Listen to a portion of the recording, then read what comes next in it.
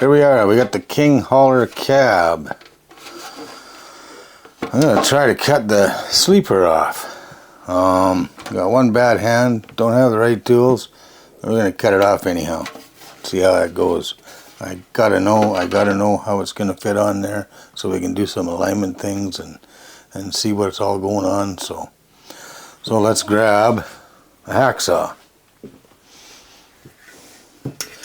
We got our standard hacksaw with probably a 20-year-old blade on it, cut lots of metal.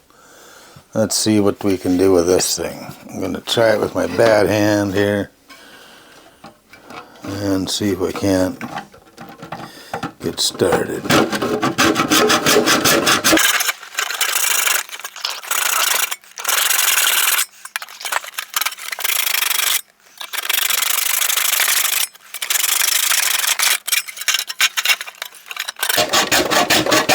How are we doing so far?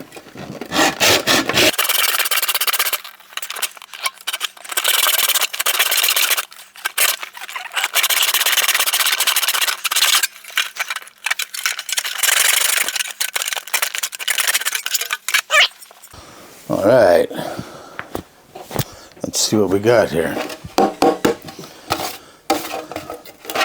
We got into the sleeper a little bit and made a few marks, but that's all right.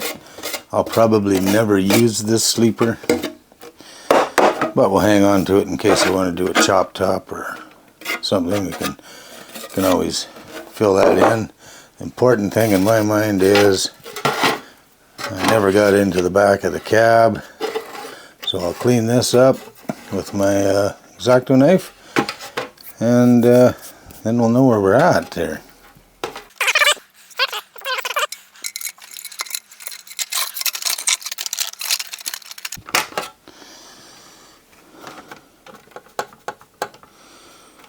There we go. Day cab.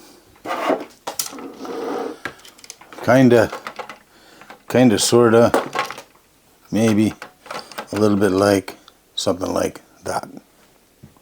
Well, I thought I should make this thing look like a truck now, so we're gonna assemble some tires and some rims and screw them all together, and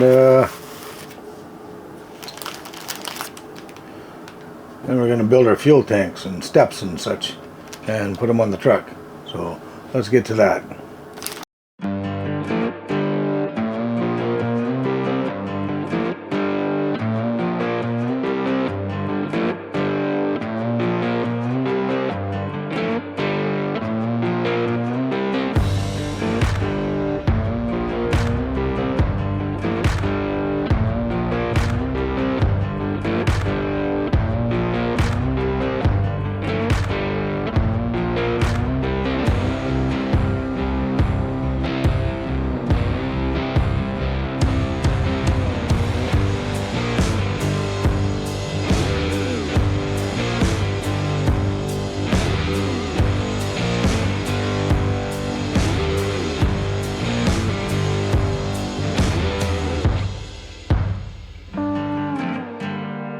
So our mission tonight was to make this thing look like a truck, and I hope that we did that.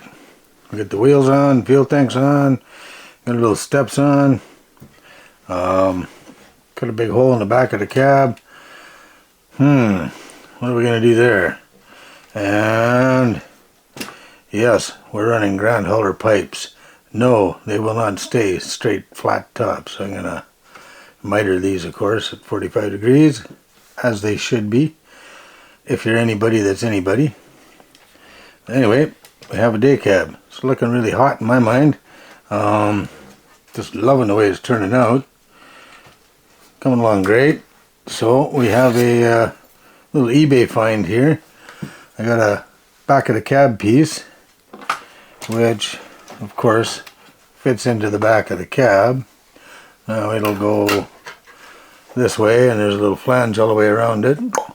Glue it on. They got 4 little screw holes here. They suggest putting it in, well, turning it over like this, lining up your screw holes, and then putting 4 little screws in it to hold it into place. I don't know if I can glue it in with the 3D print resin. I hear that's a little tough to glue to the styrene. I'm gonna have to research that a little bit, see if I can make it happen.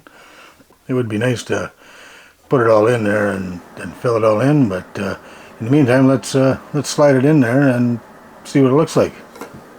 Oh, it does come with a little piece of back window that you put into the back. It's all notched out nice for the back window. You put the back window in, and then it looks pretty good. So that's pretty cool. Let's go ahead and put this thing in here and have a good look at it and see what it looks like.